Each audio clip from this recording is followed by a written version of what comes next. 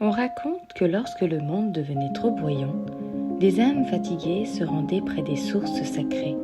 Là, dans le silence de l'eau et de la pierre, vivait une déesse ancienne, gardienne des rivières, des rêves et des émotions profondes. Coventina n'était pas une déesse de guerre ou encore même de pouvoir. Sa force était beaucoup plus discrète. Elle guérissait doucement, comme l'eau polit la roche avec le temps. On disait que ces eaux pouvaient emporter les peines, clarifier l'esprit et même réveiller l'intuition enfouie au fond du cœur. Et cette bougie est inspirée de son sanctuaire sacré.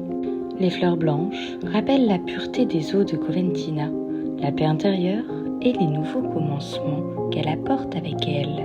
Le cristal de roche, lui, amplifie les intentions et purifie les énergies, un peu comme les eaux sacrées de la déesse. La pierre de lune est liée à l'intuition, au cycle et au féminin divin. Elle éclaire les émotions cachées et les murmures de l'âme. Passons à l'amazonite, pierre du cœur et de la vérité.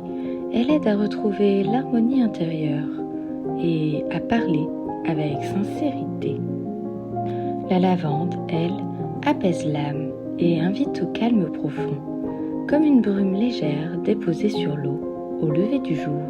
La menthe, fraîche et vivante, symbolise la clarté mentale et l'énergie fluide des rivières sacrées. Alors la flamme danse doucement, comme une eau sacrée éclairée par la lune.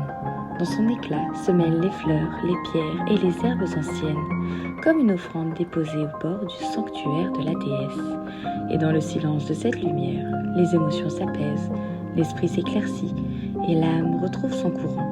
Car Coventina ne parle pas avec le feu ou le tonnerre. Elle murmure à travers l'eau,